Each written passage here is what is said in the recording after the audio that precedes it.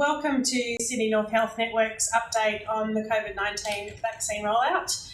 My name is Cynthia Stanton. I'll be just taking you through the formalities for this evening and just introducing you to our panel. So first of all, Sydney North Health Network wishes to acknowledge Australia's Aboriginal people as custodians of this land. We pay our respect and recognise their unique cultures and customs and honour their elders past, present and future. So to introduce you to our speakers for tonight, we have Professor Simon Wilcock, who's the Deputy Chair of Sydney North Health Network. He's also the Chair of our Clinical Governance Committee and SNHN's COVID clinical lead and a local GP. He has extensive experience in clinical practice, medical education, primary care research, organisational governance and medical workforce development. We also have Dr. Fiona Robinson, or Associate Professor Fiona Robinson, I should say, who's the Clinical Lead for the Health Pathways Program, a local GP and also member of the SNHN Education Advisory Committee and our Clinical Council. She's also part of the Royal North Shore Hospital Drug and Therapeutics and Medication Safety Committee and works in the local health district virtual hospital and has been part of the local aged care strike force and other COVID response initiatives through the PHN.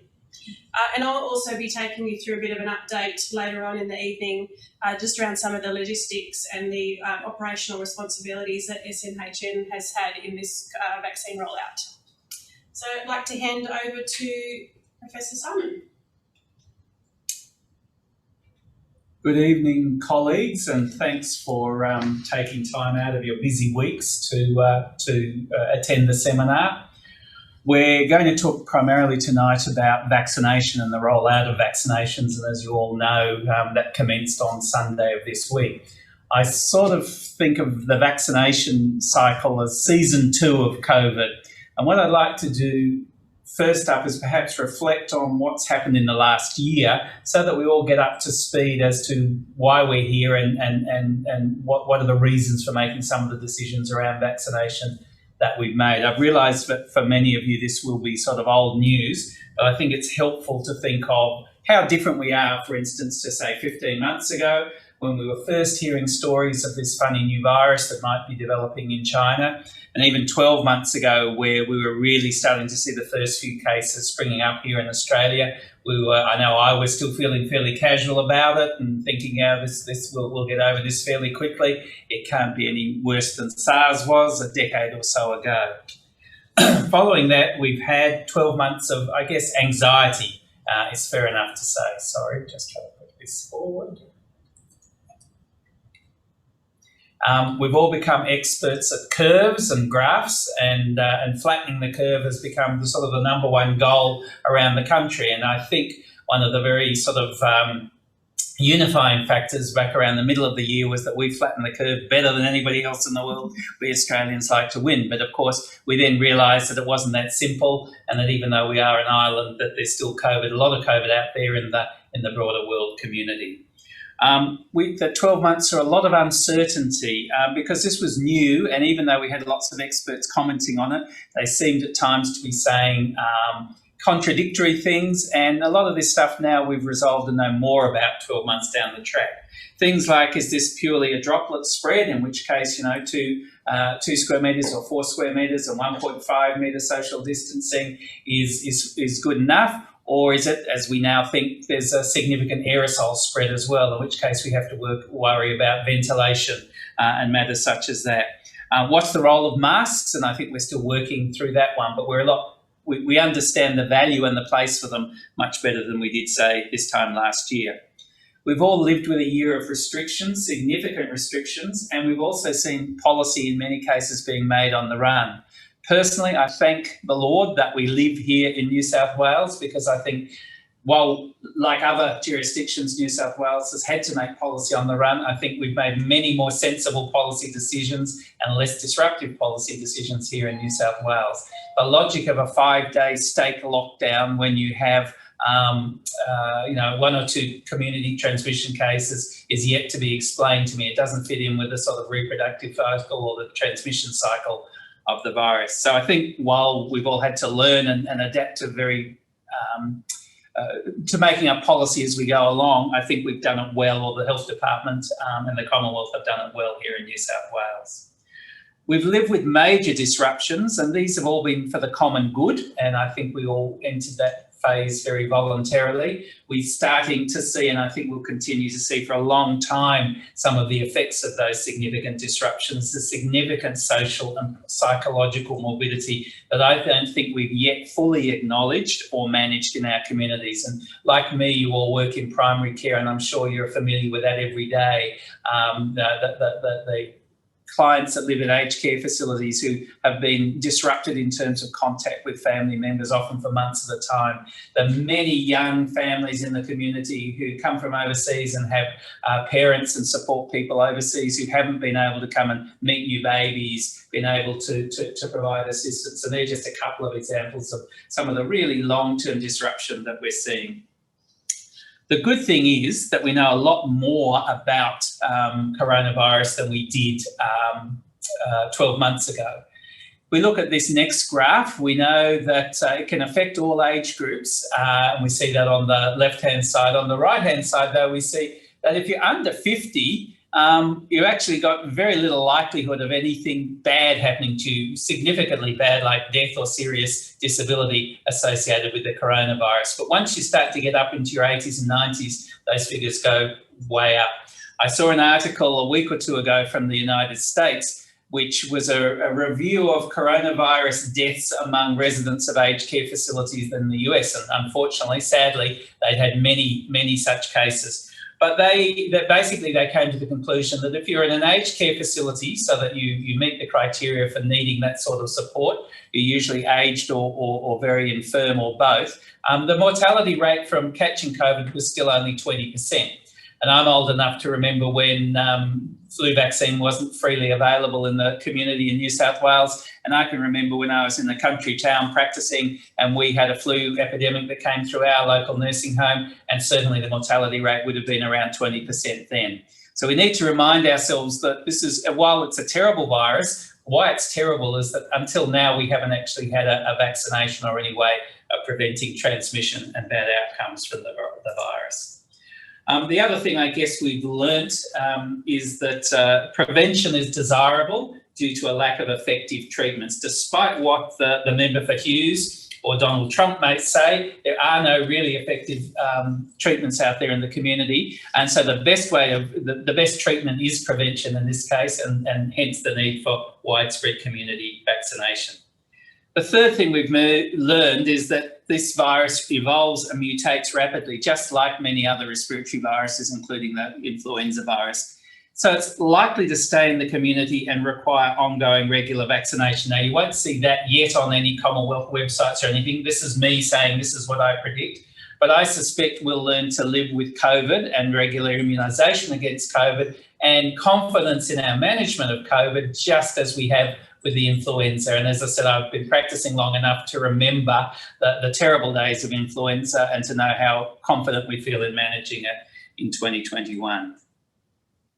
We're now into the next phase, as I said, sort of season 2 of COVID, if you like, which we're going to talk about tonight and spend the rest of the evening discussing, and we'll make so we'll provide information, but we're also very keen to get questions from you in the webinar audience.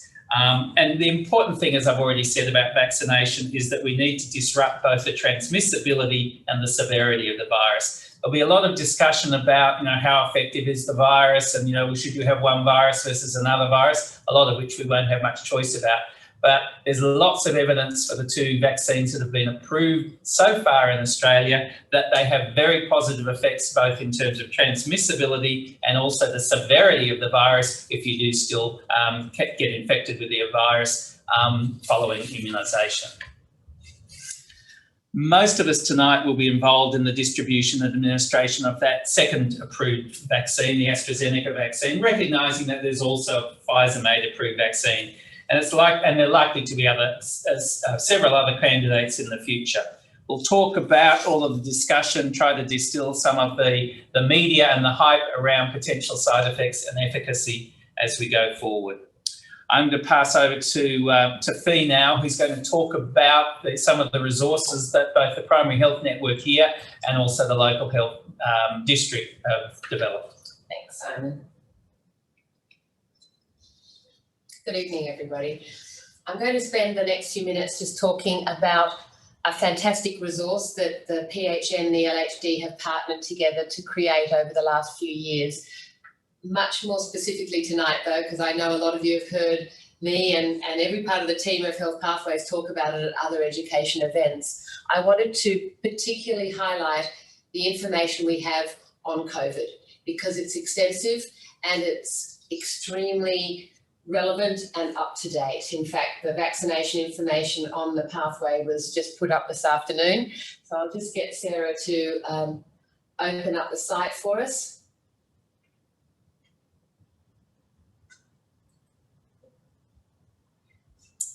Excellent. So we'll just go sharing this. Great. So we'll just go back to the home page for anybody that's just needing to know what the homepage of Health Pathways looks like. And as you can see in the pink section, already there's health alerts about the COVID pathways that are new and the vaccination information that is there today. But also what we've put up today is information about the influenza pathway and new information for 2021. So we'll now go into the table of contents on the left-hand side and go into the COVID-19 section. And you'll see here all the different pathways that have related to COVID over the last 12 months. And quite a few of these, if we clicked into them, would have several pages contained within. And I'd just like to sort of highlight that even within the assessment and management pathways, we go through all the different policy and guideline changes. And between February and June, there were about 25 updates as to the guidelines that we need to follow as far as isolation and release from isolation and who to test and how often to test. So it has been a very much a work in progress. We're learning much about this every month, and so new information comes through. The great thing about Health Pathways is we can update things within 24 hours. So we'll now, Sarah, just go into vaccination information. And this page is live and updated 2 days ago. And what you can see, as with all of the pathways, there's quite a lot of information here about the background to the vaccination program and how it is actually being rolled out.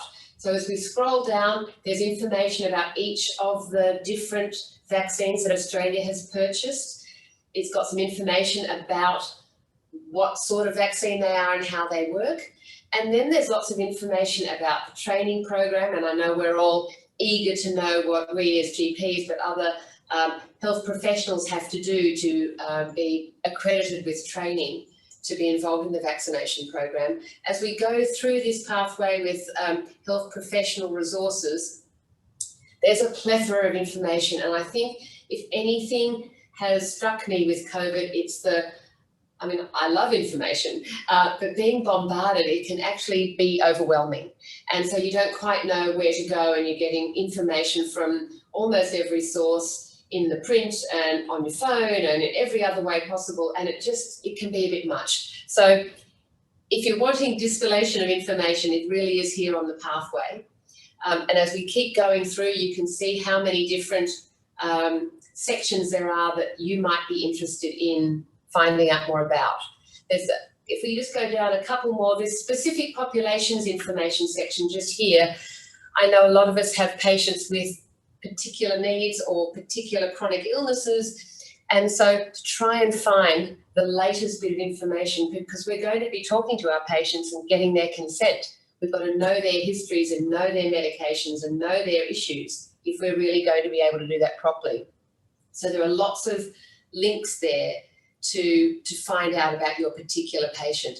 And the last one I just want to highlight is this fantastic resource. There are 64 languages on this link here that take you to just so many options for the patients that you have within your practice. So please become familiar with this, print this out for people. We want to get this vaccination rollout happening across the board, and it would be a travesty if certain groups were not included because they didn't understand the process or understand what the vaccine was. So please have a look and have some of those resources at your fingertips and ready to go. So thank you very much. That's certainly something that we continue to update week by week. I'll just wait to get back onto here and I'll just go forward.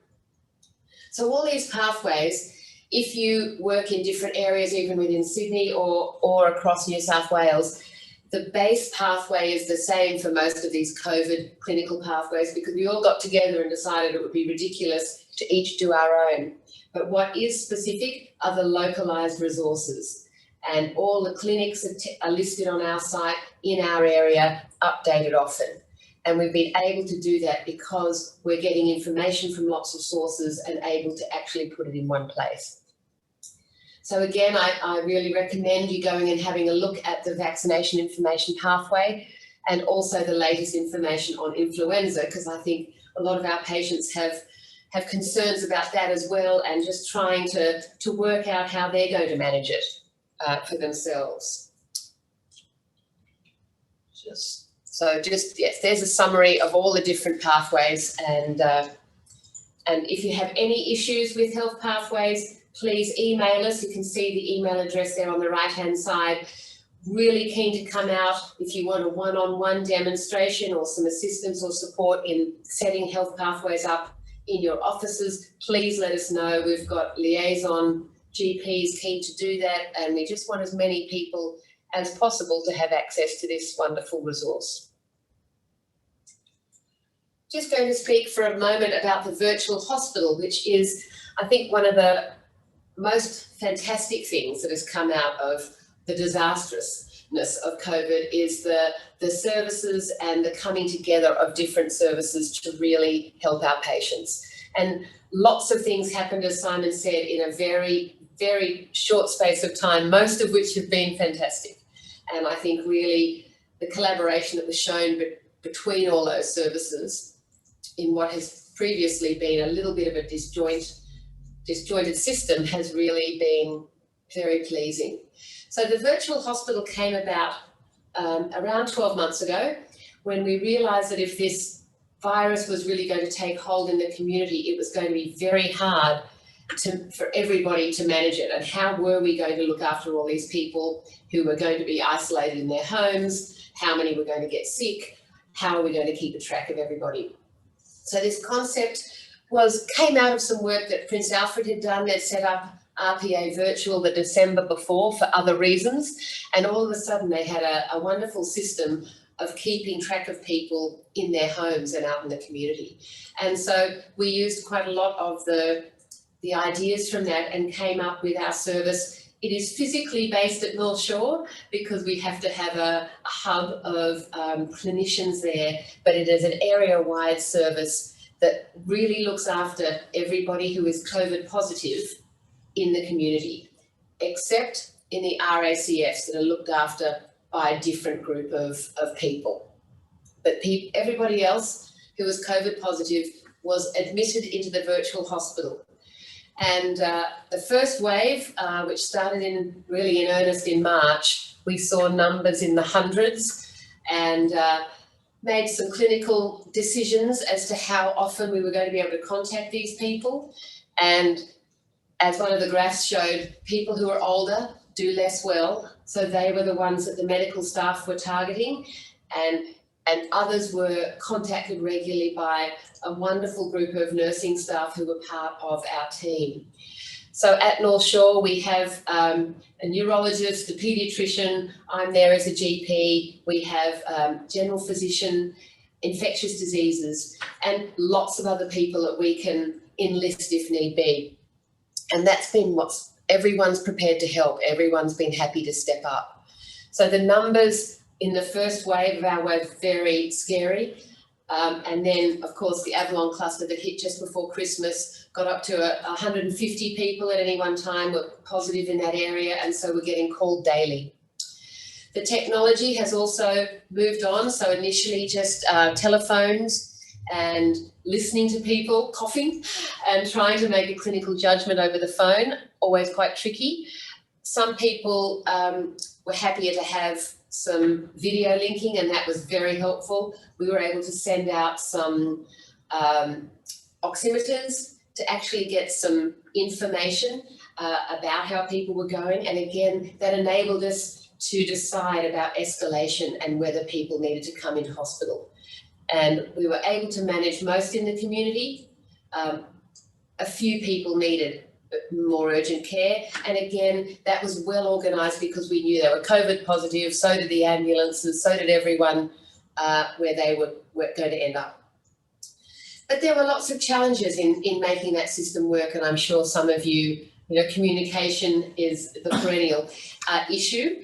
But what it did highlight to me, and hopefully over the Avalon cluster, you did get calls from the virtual hospital letting GPs know that their patients were positive, because there's been some trickiness in getting results to the right places. So that's a work in progress.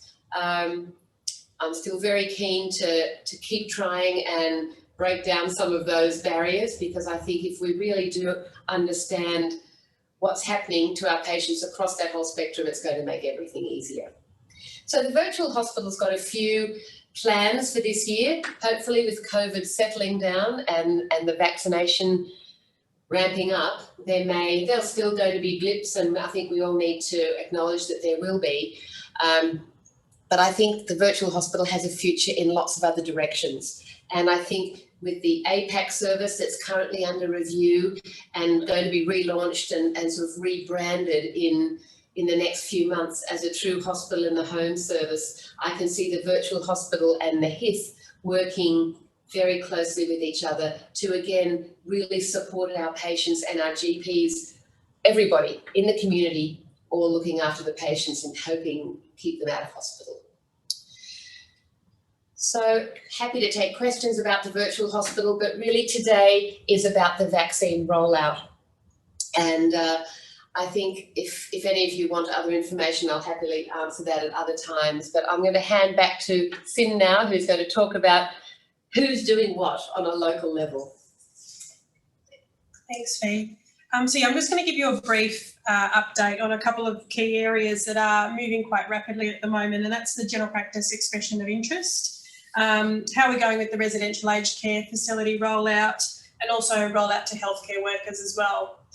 But first of all, I just wanted to point your attention to just a bit of a map around who's doing what locally. So I thought this was a really good summary that showed you the number of different stakeholders involved in what is a really, really complex rollout. It's something that we've never seen to this scale before nationally. So this just gives you an idea of what each organisation's role is in this rollout. So the Department of Health have effectively worked out a national rollout strategy. They've developed the training modules that you'll hopefully have seen today. We've discovered that the AstraZeneca module has come out as well. They're also procuring a logistics and workforce provider for rollout into residential aged care facility and disability care settings. And they're setting up national infrastructure, so things like the Vaccine Operations Centre, which I'll go into a little bit more detail later, and also things like the national hotline, which is allowing the general public to ring up and just for general inquiries, either about COVID or about the vaccine rollout. For the local health district, our Northern Sydney local health district, they have nominated a local vaccination hub, which will be at Hornsby. That's not currently operational, but that will be operational down the track. I'm not 100% sure about what those timelines are, but in time, when we find those informations out and details, we'll release those through our communication channels. The role of the hub initially will be to vaccinate New South Wales health staff, so their own local health district staff and other frontline workers. At the moment, you've got Liverpool, Westmead and RPA that have started the vaccinations for particularly border and quarantine workers and those initial frontline health staff. Down the track, those other hub sites will start to play a role in that, the rollout of the vaccine as well. In terms of our local primary care services, their key role will obviously be vaccination of the general population in Northern Sydney, according to the phases within the rollout strategy. The department has put together an eligibility checker, which you might find useful, just to remind yourself as you're having discussions with your patients around which phase they're in. I know it can get a bit confusing working out whether you're in 1A or 1B or 2A or what phase we're up to at the moment. So that's a relatively new link that you might be able to find useful for you. So, as I mentioned before, the Department of Health have procured a workforce provider, and in New South Wales, that's Healthcare Australia. It is a little bit different around the country, but for us, we like to call ourselves cockroaches still, the New South Wales people. We have Healthcare Australia that will be operating that here. In terms of the logistical aspects of getting the vaccine to the sites, the Department of Health have utilised or will be utilising DHL as the transport and delivery provider. Our local public health unit also has a massive role in this as well, and that's the usual role of adverse event reporting. So that's a good thing in that that's the usual channel for those sorts of procedures, and we've given you the email there as well. And it will happen through the usual TGA case notification form or through that phone line, which is the public health unit phone line. We will provide you with these slides tonight for your reference, but just keep in mind that because the information is changing quite rapidly, it may only be up to date for the next 24 hours. And in terms of the PHN role, I think having a webinar like this is one of our key roles. So that often it's about getting the right information out at the time. Timely communication is a key one. Local coordination and support. We're doing a lot of work at the moment on the ground with communication with residential aged care, with the general practices. We have also a key role in escalating the on-the-ground issues back up to the department. So we're a really important, I guess, line of sight for the Department of Health about some of the issues on the ground. We are currently meeting with the Department of Health 2 times a week, and often those forums are our opportunity to escalate the issues and the patterns of questions that are coming to us up to the department for their consideration as the rollout progresses. And obviously, as Fee showed quite nicely, it's how we integrate the national strategy into our local clinical pathways and resources that we have available here. So the first step I wanted to just give you a quick update about was around the general practice expression of interest. So first of all, thank you to the just over 200 practices that put in their expression of interest. It was a really fantastic response, and I guess showed the level of engagement that we have with our local general practices and the enthusiasm with which they want to be involved with the rollout. We did receive the decision from the Department of Health, or the list of the decisions, the initial decision from the Department of Health last night. We have notified some practices of their eligibility, of their successful eligibility. We are still effectively querying some of the status or the current status of some of the practices against their eligibility criteria. So not all of the communicational letters have actually gone out yet. So as I said, some eligible practices have been notified. If you haven't been notified, that's because we're still liaising with the Department of Health on that eligibility status. So hopefully we'll be able to get back to you by the end of the week with that. Important step, I think, or key thing to mention here as well, that eligibility doesn't imply immediate supply of vaccine. Further information will come from the Department of Health about the next step, which is your expected commencement date. And obviously the biggest factor that will limit that will obviously be vaccine supply. And it will be dependent on vaccine supply. So your commencement letter will come out eventually. I'm not 100% sure what the timeline is for that, but when you do get that, it will include an onboarding pack. I believe with the eligibility letters that went out, there was a guidance document. A lot of the questions that we're getting or that we have had today, the information can be found within that guidance document, which will come with those eligibility letters. One of the key bits of new information that we were advised about was the Vaccine Operations Centre that has been established by the Department of Health. And the role of that Operations Centre will be to manage the vaccine allocation and ordering. So that's most likely where you will put in your orders to get your stock of AstraZeneca vaccine. It will be to manage and coordinate the safe delivery and storage with the logistics provider, and in this case it's DHL. And it'll also be the first point of contact for reporting or recording of incidents around the program rollout, including clinical incidents. Most people probably saw in the media today there was an incident recorded in one of the residential aged care facilities in Queensland. So it would be that kind of event or something along those lines where you could utilise the Vaccine Operations Centre would be the first point of contact, but not for adverse events. That would be through the usual channels through the Public Health Unit. We also received advice about the MBS descriptors today. The link is there for you to peruse in more detail later, but effectively it describes the the intent of the Medicare items for vaccine suitability assessment as well. As I mentioned earlier as well, we're also aware that the AstraZeneca training module has been released. And that link is there for you as well. And we would advise that you do actually go through the AstraZeneca training module as well as the core module as well.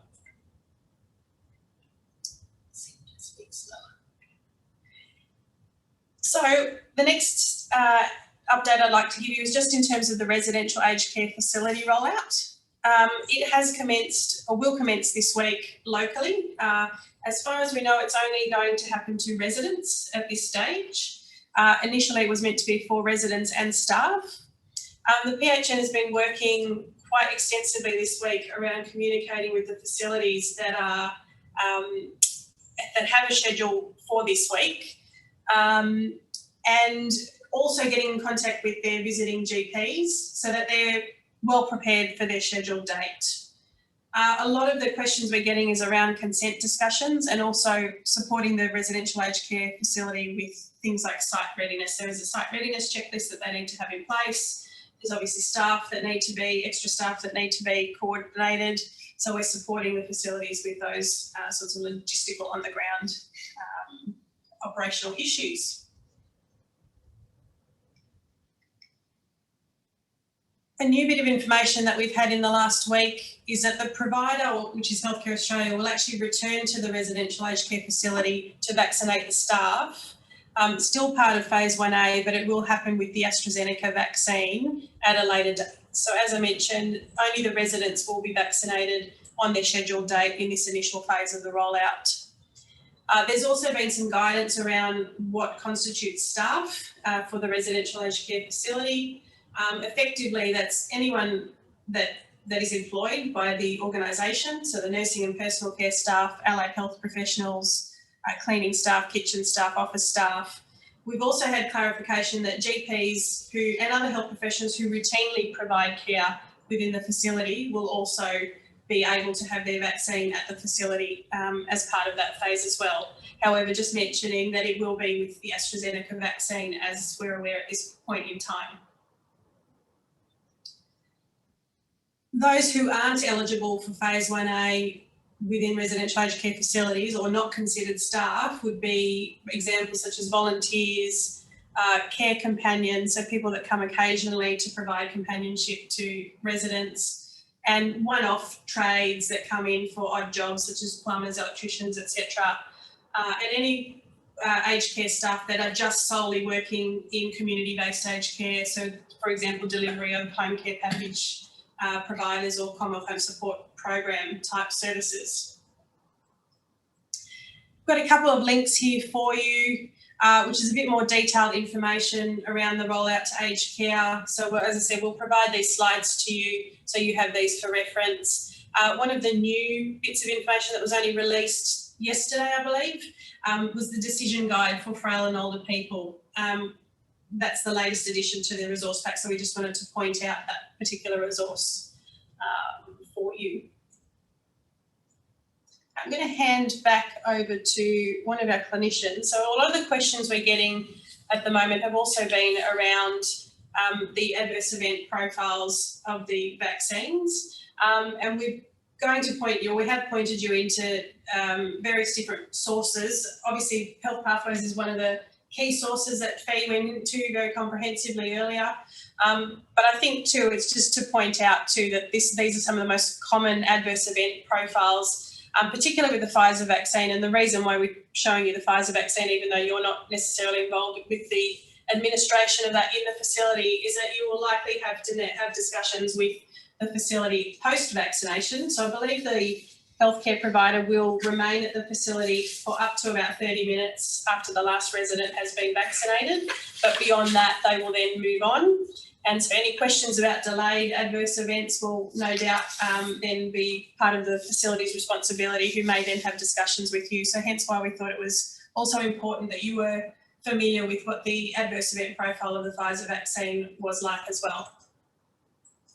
I think something just to add here is I was reading today that if if a patient has, or one of our patients has either vaccine and develops runny nose and a sore throat within what we could consider to be a time frame for an adverse event, that does not exclude them from going and having a test. Okay, just because they've had the vaccine, runny nose and sore throat are not adverse events of either of the vaccines. So I think getting this vaccination is not the be all and end all. It's not where it ends. You know, we've still got to really encourage people with all the other public health measures that we have used throughout the year, and still advise people that if they're symptomatic, they need to get tested and remain in isolation until they have a result. This is just one of the many things we're doing to get this virus and its infectivity under control.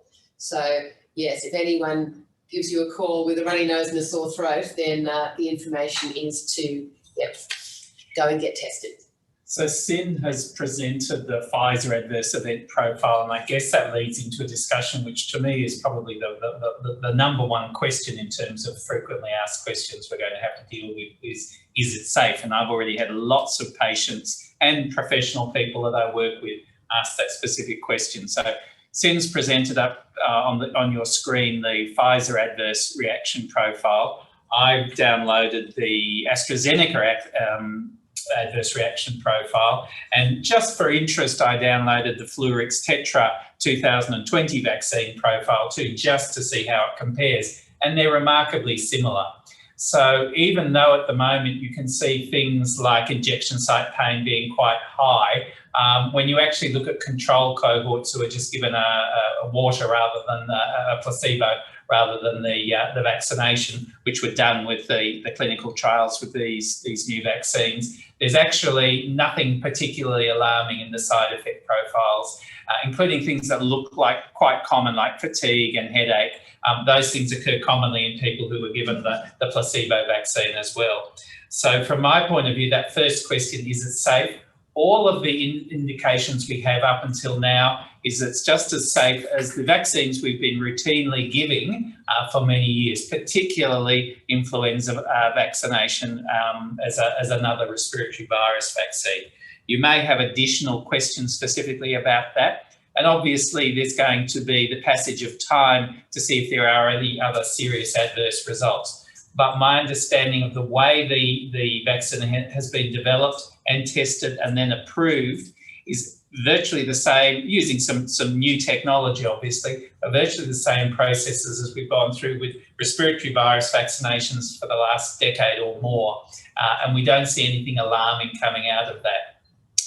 And as we know, the media are getting a lot of their feeds from COVID at the moment. So we'll continue to see sort of alarming, or if not alarmist, stories. The one that came out a few weeks ago around the Norwegian trial, where there was some concern about increased numbers of deaths in aged care residents, that's completely fizzled away, because if you follow the follow-up of that story, they were expected deaths at a rate that didn't vary from non-vaccination cohorts as well. So I think we can confidently say up to this point that the adverse event profile is being very closely monitored at multiple levels in the country, and there are no red flags at the moment beyond the ones that we would normally be sharing with our patients having other vaccinations, particularly influenza vaccination. Thanks, Simon. So I'm just going to move on to just the last component of the work that we've been doing, particularly this week, and that's the administration to our local healthcare workers. The PHN has been involved in helping to coordinate bookings with the local health district for our GP respiratory clinic staff. At this stage, that's the only information that we have at this point in time. We're not privy to any information about how we're going to help coordinate appointments for other types of staff. I mentioned the changes to the GPs and how they will get vaccinated in the residential aged care facilities, or who visit residential aged care facilities, and where they sit in the timeframes. So again, we don't have the timeframes for that. So at the moment, the focus is on the GP respiratory clinic staff, and we're helping to coordinate the bookings for them. At the moment, that's happening through the Westmead Hub and with assistance from our local health district. As I mentioned before, there is that eligibility checker to sort of help you to work out what phase you're in, or where your patients are in. But unfortunately, we don't have any sort of solid information around what the timeframes are for that at this point in time. Rest assured that the moment we do find out about that, we will put that out through our usual communication channels.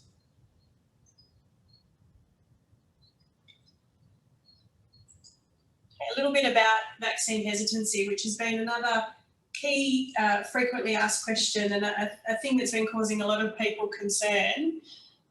Comments from the GPs about how you might be handling this with your patients. Yes, well, I think listening to their concerns is, of course, the number one, and where they're getting their information from, and how they are working through this. I mean, I think patients that don't have particularly high health literacy can be completely confused, and if you are getting your news from certain sites, it is very, well, confusing and dramatic.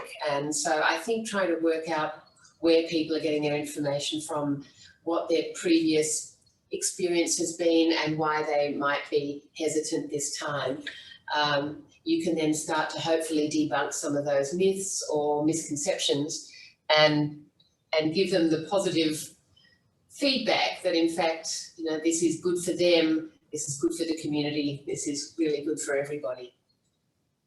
How about you, Simon? Some of you will have seen I think it was the head of the TGA being interviewed on the day they announced that they were approving this vaccine. And to many people's disappointment, he actually said, we think it's completely safe, but over 65, well, you really should discuss it with your GP. And we all went, you're the TGA, you're supposed to be dealing with us. When you go back and you know, when the TGA and that fellow in particular, whose name escapes me, were grilled further, he sort of said, no, I didn't mean that. But the reality is our patients trust us, and they are going to come and ask for advice. I think number one message is you have to be clear on your own personal attitudes towards the vaccine. And at a practice level, all of the people involved, from the frontline administrative staff, the nursing staff, the doctors, anybody else who's involved in this vaccine, you have to have those discussions within your practice about how you all feel about it, and that you're committed to promoting the vaccine. Because if there's a sense that there's a hesitation or an uncertainty or a concern about the vaccine within your practices, that will transmit through to your patients. So that's very important. And then that allows you to be very clear of the sorts of messages, the things that we've modelled tonight in terms of looking at adverse side effects, reassuring our patients, comparing what's happening here to systems and routines that they've become very used to in terms of influenza vaccine. We certainly need to acknowledge anxiety, and we were having a discussion in my practice at lunchtime before we got the notification of the potential of approval as a site. And one of the things we recognised that some of the differences with the COVID vaccination clinics, there are more complexities in terms of monitoring and things, but just the fact that you're using multi-dose vials and you have to have groups of people, it's going to be more complex. And what we decided is that we really couldn't afford to and didn't want to have a system that was going to be disrupted. If you think of this as being like a production line where everybody moves along a step and gets the vaccine and goes out and gets them observed, if you have one person that sort of balks and says, I'm not sure, that's actually going to throw out your production line. And we talked about that in our practice. We said, look, it's perfectly valid for people to balk, but we need it. We're going to have a system where we can pull that person out of the line, put them in a second cohort group, and we estimate that might be 5 to 10% of the people turning up for vaccinations, and actually deal with their anxieties, deal with their concerns. Some of them may choose not to proceed with the vaccination at that time, despite our encouragement and reassurance. But you need at the practice level to be thinking about how you deal with that anxiety. We have to validate the anxiety, but we also have to make sure that in what's going to be a more complex production line than the influenza vaccinations, that you can still get that vaccine safely to the people who, the 90% plus who'll say, yep, just, stick it in. Yeah.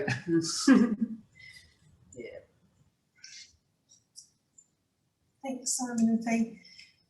So that brings us to the end of our formal discussion. No doubt, I know Deb and Sarah have been madly typing away probably at the number of questions that you've been in the chat boxes. This will be an opportunity now for them to push any questions over to us that they haven't been able to answer. But if you'd also like to ask questions, now's the time to submit them using the chat or the Q&A functions, including requests for me to slow down speaking, which is probably a bit of a symptom of the speed with which we've been working over the last few days. So, are there any questions that you guys have? So the first question is from Dr. Kirrell. The AstraZeneca vaccine uses a non-replicating viral vector to insert code into the human cell to produce a spike protein. Is it considered a live vaccine? And that one over to the clinicians. No, my answer is that it's not. It's not like measles, mumps, rubella. It's my reading today was that it's not considered a live vaccine. So the body, if you are immunocompromised, that's not That itself is not a contraindication. It's not a contraindication to be vaccinated. If you're immunocompromised, you need to check, and some of the resources that Sen has already alluded to, whether the medications that you're currently on may affect your response to the vaccine or interact with the vaccine. But there should be specific information relating to specific agents. While we're on this question, though, there are a couple of important things. Again, looking through all the material on the AstraZeneca vaccine, the risk of adverse reactions just to the excipients in the vaccine seems incredibly low. I have patients who have not had flu vaccines because of an adverse reaction that they attributed to the vaccine 15 or 20 years ago, and I have not been able to convince them over the time that the way we prepare those vaccines has become more sophisticated. Looking at the excipients in the AstraZeneca vaccine, they're very harmless. There are no preservatives, and they're fairly standard things that we wouldn't anticipate responses to. However, and many of you will be aware of it, this vaccine was developed using, among other things, human embryonic cells. And there is some concern around parts of the community about using a vaccine that was developed from human embryonic cells. And I anticipate that that's a question that we may get from some of our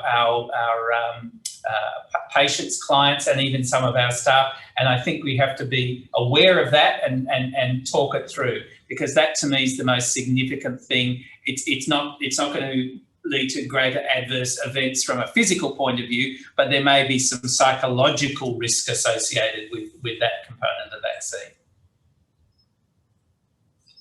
The next question is a logistical one. How long do you advise booking patients in for a vaccination clinic? Would it be 5 minutes, 10 minutes for a known patient and an unknown patient? We've estimated that the patients are going to end up being at the clinic for up to an hour.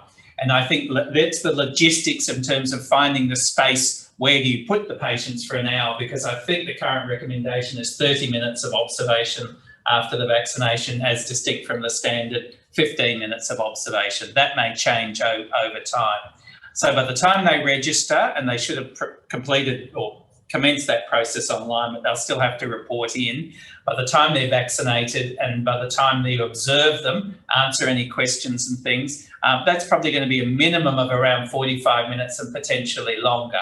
So you need to think about how you're going to flow that and how you're going to use spaces. Hence my earlier analogy with thinking about moving from spot to spot along the production line. The last 12 months, season 1 of COVID, has taught us all to be very good at standing on spots and moving to the next spot. So I think we can use that sort of conditioning within our clinic models. And we've actually practically incorporated this sort of in this door, out this door, to that chair, those sorts of things. So, but I think you probably need to advise patients that they're going to be there for up to an hour.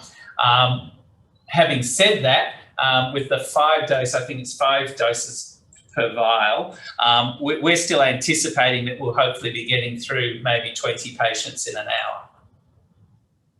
I guess like with anything, the more you get into it, the more efficient you're going to become as well. And the next question is around the phases. So with a 1B patient vaccine rollout, if my patient falls within that category, who will inform them in case my surgery is not selected to be the centre for the vaccine? Excellent question, Sin. So look, my recommendation is, and what we've been hearing from the experience over in the UK, is that a lot of 1B is primarily patients 70 years and older, and more vulnerable patients, is that in the UK experience, a lot of older patients have not gone to go get the vaccine until their GP has advised them to do so. So our recommendation would be is that you have that recall system in place to advise your patients when they're ready to receive, when it's their turn or when it's their time, and the options available for them to go and get that vaccination. The PHN has released, or is about to release, a quality improvement initiative whereby we will effectively provide an incentive payment for you to perform that work and to look through your clinical database, work out who those patients are in which particular phase, and to put that sort of recall system in place. So we'll be supporting you both through the team and also a little bit financially to do that work. A lot of this should be able to be automated within your current booking and patient searching systems, but I think it's excellent that the PHN is there to facilitate if we come up against roadblocks. I think actually we're going to have to employ another staff member to trawl through our databases and things. This is the PHN can advise you on those things. The next question is, if the first dose of COVID-19 vaccine is in May, should we arrange flu vaccine early? Those vaccines can't be too close, can they? I agree. I mean, that's the trouble. We don't know when each of the practices is going to be informed and the distribution happen, and we just do not have that information currently. I think with flu vax coming out, I think it's fine to give the influenza vaccine beforehand. If it's available, let's start that process. Let's get everybody as well prepared for the winter as possible. There's another question here about has to be 14 days apart from another vaccine. So if we can we give the first dose of COVID vaccine, then the 14 days give flu vax, 14 days later give the second COVID vaccine? Yes, that's right. But however, that tends to be with the Pfizer vaccine. They're now actually saying that the AstraZeneca can be up to 12 weeks. Yeah. In fact, I think the Pfizer vaccine, they're recommending 3 weeks, which means you won't be able to have a flu vaccine for a 7-week period. If you're having the Pfizer vaccine, which most of us are not going to be involved in, but if you have patients who have the Pfizer vaccine, essentially there's going to be a 7-week window where they're not going to be able to have the influenza vaccine, bearing in mind that the influenza risk is significantly low this season and likely to remain so. Whereas for the AstraZeneca vaccine, as Fee has said, the really only real issue is make sure it's 2 weeks since you've had either a flu vaccine or an AstraZeneca vaccine. Speaking personally, my elderly patients will be much better at managing that than I will for them because they're actually very good at doing those things. But obviously there will be patients that we'll have to monitor as well. I just wanted to go, there's a couple of questions there. There was one that's slipped off now saying that you are actually hoping for more information on vaccine distribution. We were too, but we all are. Our exact response, so we would, the moment we hear, we are liaising with the appropriate stakeholders. So for example, we received a schedule late last week for the residential aged care facilities. Even that has changed on a daily basis. So it is very much a moving feast. We don't have the commencement schedule at all for general practice. We're just getting to the stage of eligibility requirements. So I think all of the history up until now, and I would anticipate for at least the next 6 weeks, is that we'll only be finding out on a week-by-week basis. I've said to my practice, we need to be ready, we need to be planning, because suddenly we're going to be told, oh, you can get some vaccine next week. And I think that may become sort of longer lead times later on, but I would say for the next 6 weeks or so, that's the model you should expect. And that's nobody's fault, other than that this sort of logistics stuff is actually happening distant, remotely from the PHN, and that's how we're going to have to manage it. And it may be that there's only a very small number of general practice sites that start initially and gradually more and more general practices will come on board. As I said, one of those big limiting factors is the actual vaccine supply. And I think the other message here is we don't really need to rush. We haven't got a health system that is overwhelmed or a hospital system that's overwhelmed. So we're probably better off doing it slowly, doing it properly where we can, and there's no doubt we're going to have to be learning as we go. And that leads nicely, I think, into a couple of questions up there that relate to vaccination for pregnant women. Now, again, the AstraZeneca advice doesn't recommend it, but it doesn't recommend not giving the vaccine either. It basically says we have no data to guarantee safety for pregnant women, and essentially you should consider the circumstances of the patient. Now, if you have patients in their 80s who are pregnant, I would definitely give them the vaccine. But bearing in mind that most of our pregnant patients will be in that very low risk category, under 50. I remember swine flu a decade or so ago, where there was significant morbidity being experienced by pregnant patients, and a number of them ended up with adverse outcomes, including deaths and intensive care admissions. We know that hasn't been happening for pregnant patients. Their profile has been no different from their other patients under 50. So again, I think it's having that sensible discussion with your long-term patients who trust you, taking into account Cin's comment that we're in a very low-risk environment at the moment, and that these patients are in a very low-risk category. There would be absolutely no problem, from my point of view, with a patient choosing to defer having the vaccination until after the pregnancy. On the other hand, if I had a patient who said, I still really want it, I would be able to say to them, there's nothing in terms of, and that there have been vaccinations administered to pregnant women, not just in trials, but in some of the vaccinations that have been administered up until now. We don't have any indication that there's a significant risk associated with that. I remember we vaccinate pregnant women with lots of other things routinely. We still want them to get their influenza vaccine, so yes. You could certainly push that one. And their boostrix. Yeah. There's a question here about if after giving the first dose of the AstraZeneca vaccine, patient found out they were pregnant, what about giving a second dose? And what I was reading today is, again, there's no problem with having given that first dose. It's not going to have any effect on, the fact that someone now finds out they're pregnant. But if they are in a very low risk category for contracting COVID and low risk for any other comorbidities, then the woman could certainly and confidently put off having the second dose until after the pregnancy has concluded. Breastfeeding is fine. We know that that's safe. And so any of your patients who, say, work in a high-risk area and are getting the vaccines early and deliver and start breastfeeding and get this vaccine, we know that it's safe. So that's very good news. But pregnancy, I think, have the discussion.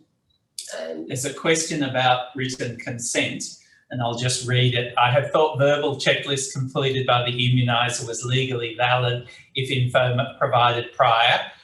Do you have a standard template you recommend or online version? So, Fiona, I'm not quite sure what setting you are in. There is an actual form that has been created by ATAGI specifically for the residential aged care facility setting. Because you've got a workforce provider coming in, they have actually advised us that they will actually be taking those written consent forms and storing those, so they won't need to be stored at the facility. However, Simon, your background in medical legal issues, probably I would recommend that both the GP, if you've had that conversation, and the facility will also be recording that consent within their notes. Yeah, not necessarily recording keeping a copy of the document. Correct, but the workforce provider has advised us that they will need to take that actual paper copy with them. Yeah, I mean, I think it's interesting in aged care facilities. My wife and I both have parents in aged care facilities And when we heard about the plan to roll this out, where a sort of flying squad is going to turn up to the facility for 2 hours and sort of, I think they had this idea of a military model of the patients all lined up at attention with their arms bared and their consents prepared.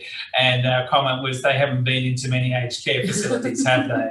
Because just the logistics of getting that consent and bearing in mind that a number of facility residents have guardians that have to give that consent, I think that's going to be an interesting process, and I'm sure there'll be, for most facilities, there'll need to be a number of visits. There's a question here about a patient with aspirin allergy and the COVID vaccine. Grounds for this concern. I certainly haven't read anything about specific aspirin allergy being a contraindication.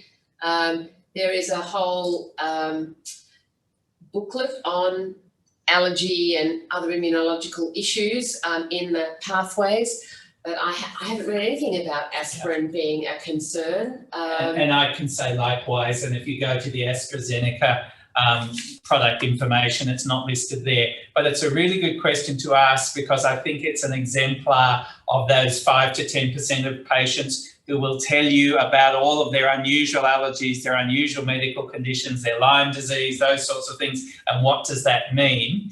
And we won't always have, on-the-spot answers for them. And they're the ones that I think you may have to say, let's defer this, let's see what information we can find, which often will be we don't know, but not have them holding up that production line when you're trying to do multi-dose vials there. Because I think I can anticipate safely as an experienced GP, it'll be 5 to 10% of our patients who'll have those questions that we haven't talked about here.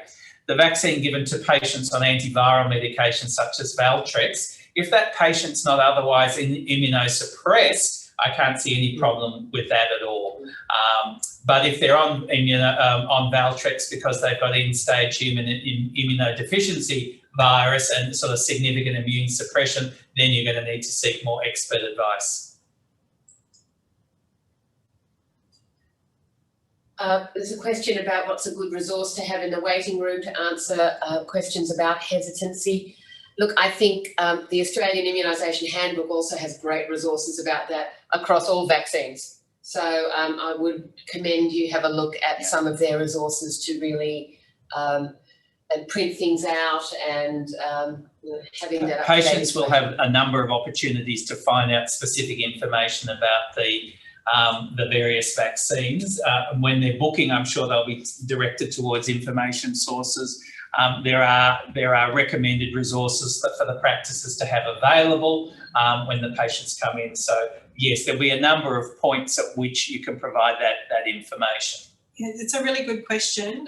We will do a little bit of searching as well and take that one on board and actually see if we can come up with some sort of specific resources that we find through our network that might be useful for you. So we'll take that one on board for the PHN to look into.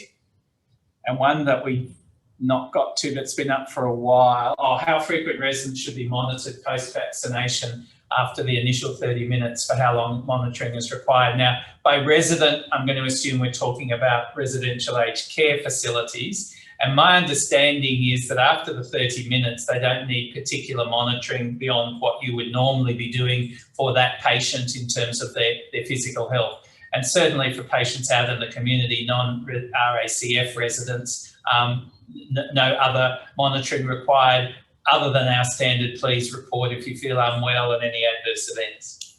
The New South Wales Health has put out a really good adverse events guide. I believe that links in Health Pathways and it's in the usual packs that we've sent out a lot of information over the last couple of days and weeks. We'll make sure we make a note of that particular one as well. There's a specific question relating back to the 14-day window, and I'll read the question. As mentioned before, it has to be 14 days apart from another vaccine. So, for example, can we give first dose of COVID vaccine, then 14 days later give flu vax, then 14 days later give the second COVID vaccine? In terms of all of the information we're being supplied with at the moment, yes, absolutely, that would be fitting in with the protocol. Does this increase the risk of a patient's adverse events? I don't think there's any literature that says it does increase their risk. If there are adverse events that are continuing after 14 days, that would be significant, and you would probably not be going on with a second vaccination anyway of anything until you got to the bottom of that. But at this stage, the recommendation is yes, so long as there's been that 14-day window, you shouldn't be too concerned. On the other hand, remember that it doesn't mean that people have to, apart from having the second COVID vaccine within 4 to 12 weeks, if it's AstraZeneca, there's no minimum interval for having the other vaccinations. If suddenly we develop a virulent flu strain rampant in the community, I think we're all going to be much more anxious about getting our influenza vaccines in early. There's a question on children and age. Certainly the Pfizer vaccine is for anyone 16 years and above, and the AstraZeneca is 18. It's not recommended for children at this stage at all, and so they're not included. And they're the last category, in a sense, to be vaccinated, and I think that's a watch this space. And by the time we've gone through all of the other categories, which is going to be many months away, I'm sure there will be a position stroke policy on vaccination of children. However, good question again, because we know at our immunisation clinic, particularly say we do for the university, we get staff turn up with children saying, oh, I just think you'll be able to say they're not in the category, so we can't vaccinate them. But even though at the moment there's no intention or no timing for when we're going to vaccinate children in the community, I'm sure we will all be faced with patients who feel that we should vaccinate their children. So I think it's important to have a position on what you're going to say. What about patients with known latex allergy? The AstraZeneca information specifically refers to the fact that the vials do not contain preservatives, and the vial stopper is not made with natural rubber latex. So everything that's possibly been done to sort of minimise the risk of sort of reactions to any of the excipients, including the constituents of the vial, I think you can reassure your patients. Any information on timing gaps with Prevnar 13? Not specifically, I don't think I've considered that, but in the absence of any information, I would go with the 2-week rule. And again, many of our eligible patients should now have had their Prevnar 13 vaccine. So again, I would be arguing that there's no particular urgency.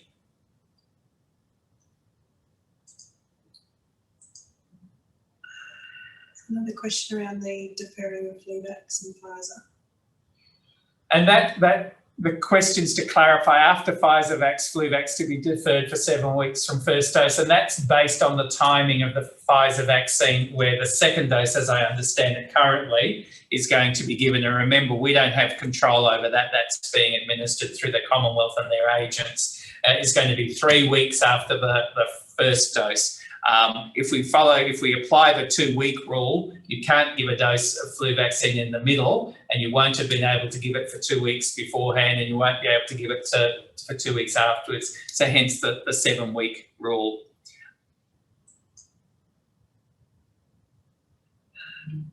This one in blue.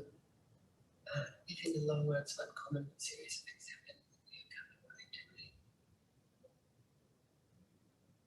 You'd have to ask the authors of the immunisation handbook, but the reality is, because we've really only had an immunisation for coronavirus worldwide in the last few months. I'm sure that they will update those handbooks, but one of the reasons for having an information session such as this tonight is in recognition that this is something that's evolving very quickly as we speak, and that traditional resources, reliable as they are, may not have the most up-to-date information. And thank goodness for health pathways. Yes. And just a comment about indemnity, if there is a serious side effect, because both the AstraZeneca and the Pfizer vaccine are approved by the TGA, then I agree. You would be covered by your indemnity? Absolutely, provided that you followed all of the normal protocols that you do when you're vaccinating patients. and or staff for that matter, including some of the additional things that the COVID processes are asking us to do. But if we've completed our vaccinator training for the COVID processes, we should all be at a point when we complete that training where it's sort of automatic. Have we got any other questions?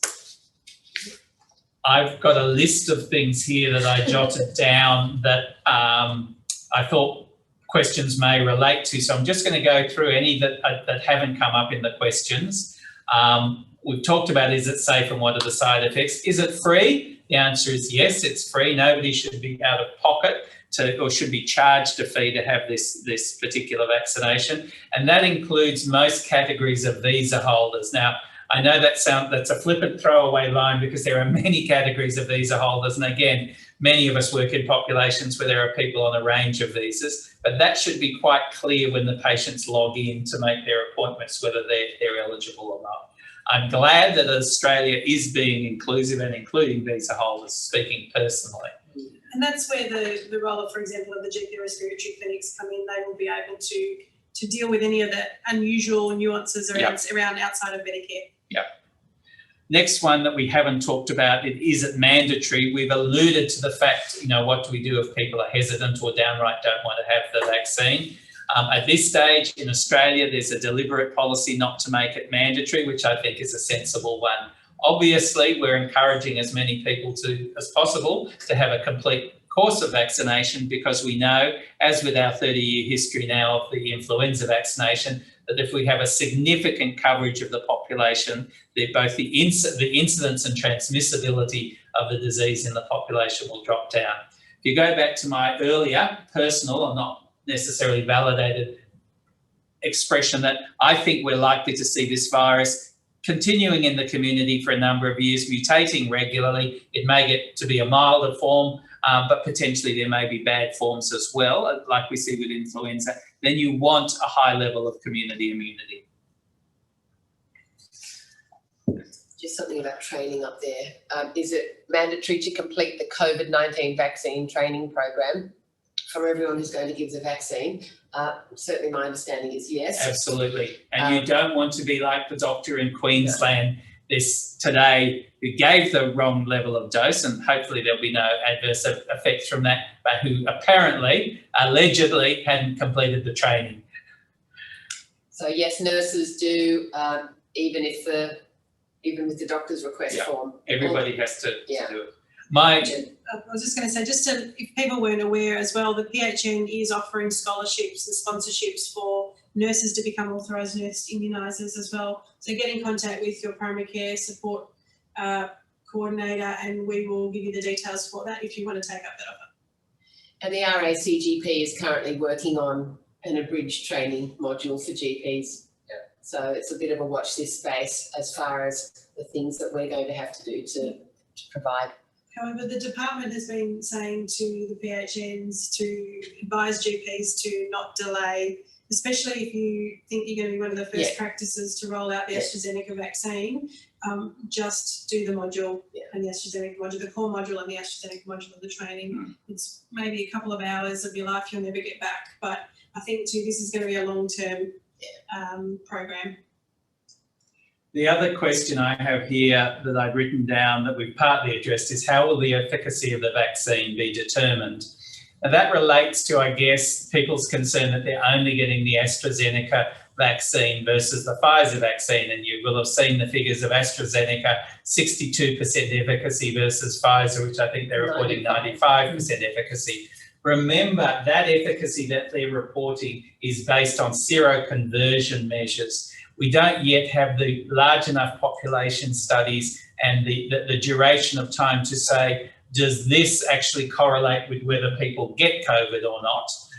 We do have some preliminary information that if you do get COVID with either vaccine, and some people will, you tend to get a less severe dose. But, antibody or seroconversions doesn't necessarily correlate with risk of getting the disease. I think efficacy, those sorts of efficacy statements are going to be really interesting, and that data to follow over the next 6 to 12 months. And I'm sure what we will see over the next 6 to 12 months is a sort of as we do with influenza vaccine, there's going to be some jockeying as to which are the best vaccines for certain populations. What we can say now around efficacy is that it's gone through the very rigid hurdles that the TGA insists upon before approving vaccines. So we can confidently say to our patients and our staff that this vaccine will be effective in terms of preventing the likelihood of transmission of the disease, and should you get the disease,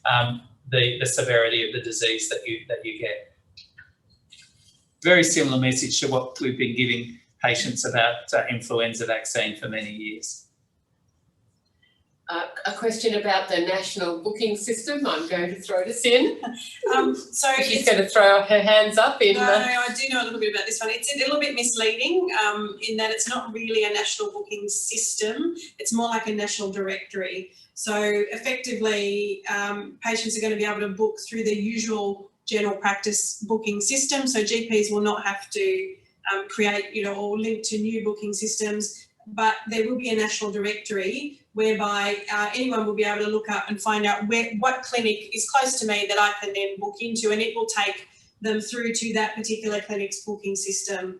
That's in relation to general practices. I know the states have been rolling out their own booking systems for their hubs. So it's a little bit misleading. It was originally, I think, designed to be a national booking system, but if you think of it more like a national directory, then hopefully that answers that question. There's a question about adverse events in our frontline workers vaccinated in Australia so far. We're day 4. Yeah, that's right. Haven't heard anything on the grapevine. Certainly haven't read anything. And as I've already alluded to, I think the most encouraging thing today was that the headline around COVID was about the administration of the wrong size of the dose by a GP in Queensland. And that tends to suggest there have not been any significant adverse events, because you can imagine the media would have jumped on that pretty quickly. Margie's got a question about seroconversion. Seems to be important for many immunisations. Why aren't we getting a better seroconverting vaccine? And I'm not an immunologist or an infectious diseases expert, Marg, but my understanding is that seroconversion is only one measure of efficacy of a vaccine. It sort of says you've got antibodies against that particular bug, but it doesn't mean that you don't have sensitised lymphocytes who would still act in that way. That's how it's been explained to me. My second understanding is that varies from vaccine to vaccine. So in a sense, this is going to be a wait and see for the current vaccines to see the seroconversion predict strongly for risk of acquiring or not acquiring the vaccine in an exposure situation. So good question, but I don't think we know the answers yet. But what I do know from talking to my ID associates, infectious diseases associates, is that seroconversion often is only a fairly sort of gross proxy for immunity, which is why we don't measure seroconversion for so many of the vaccines that we routinely give. There's a question about, are we expecting the COVID vaccine will be required annually like flu vax?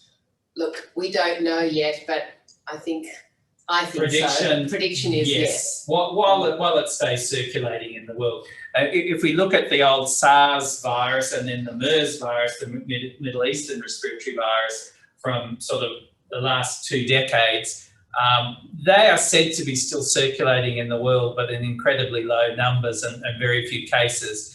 What we don't know yet is whether this variation of SARS, the COVID-19 variant, will do the same, or whether it will behave like influenza and sort of constantly mutate and stay in populations long enough that we need to keep immunising.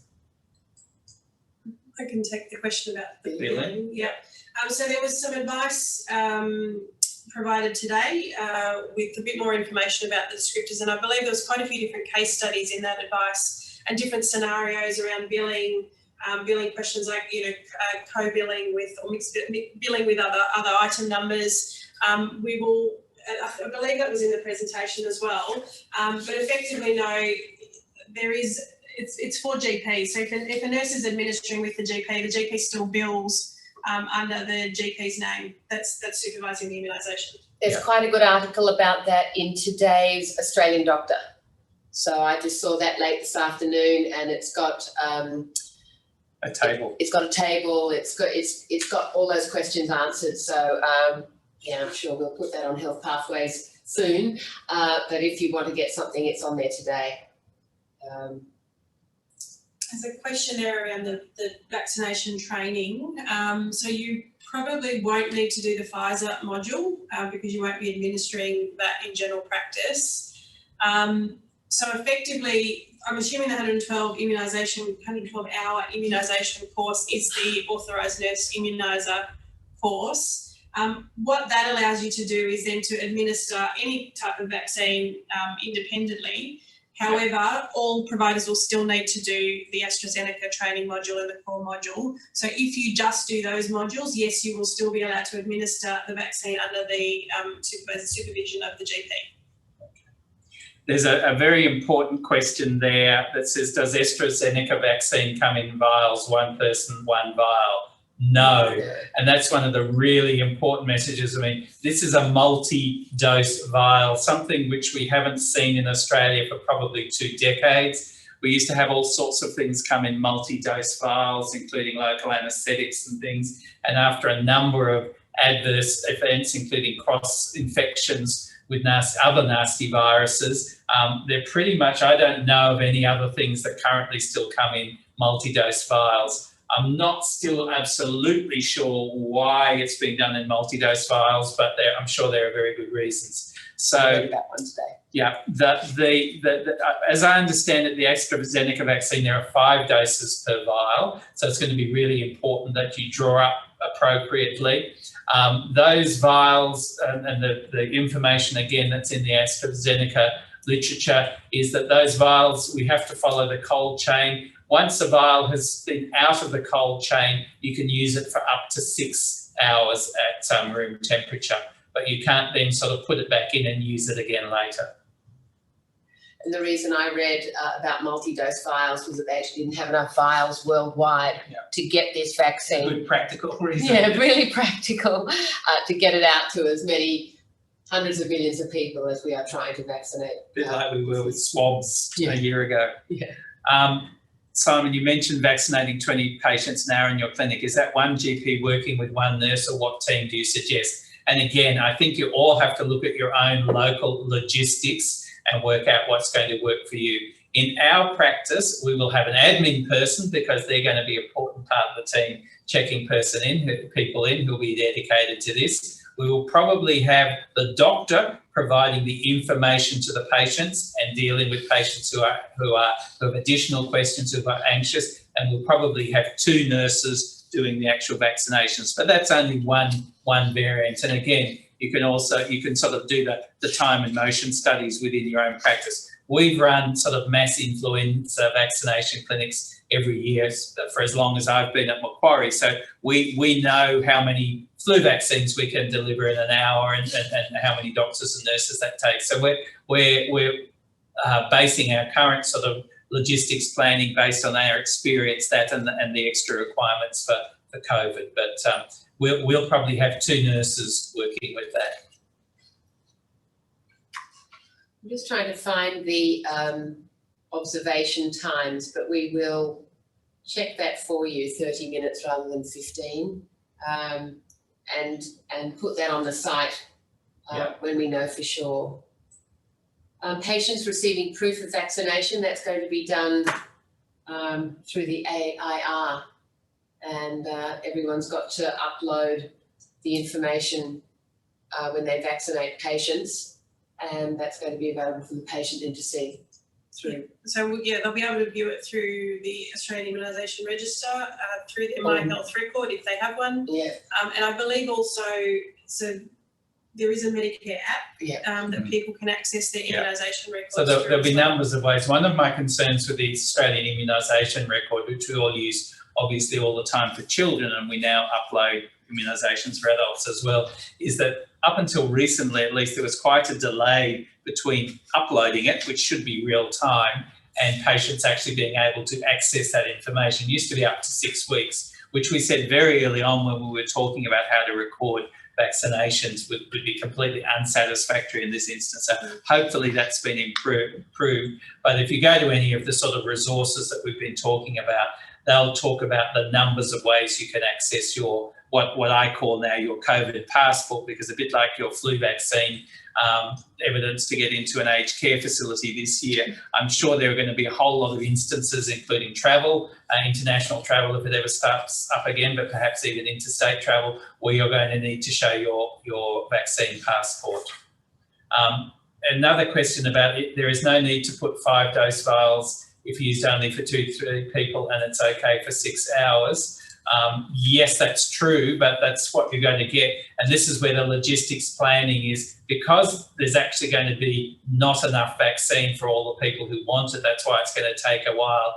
One of the obligations that you're going to have is that if you get 20 vials of vaccine, you need to do your darndest to make sure that 100 people get immunised. And if you're in your practice, you get 20 vials and you vaccinate 50 people and then ask for another 20 vials, you'll probably get some guidance from the PHM and further up the chain, because it's going to be a scarce resource for a while.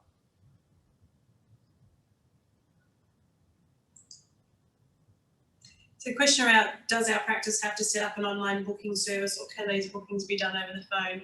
I don't believe you need to change your current booking system.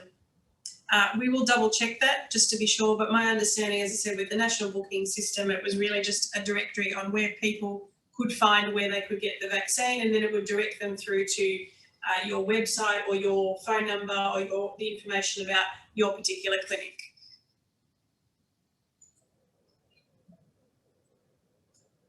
Is there any training for GP staff? I'm assuming you mean non-clinical staff. I don't believe there's any formal training. Just looking at the team, double checking the core modules. And that for reception staff and all of that as well. So yes, there is training through those core modules as well. So the rest of general practice staff can also do those modules.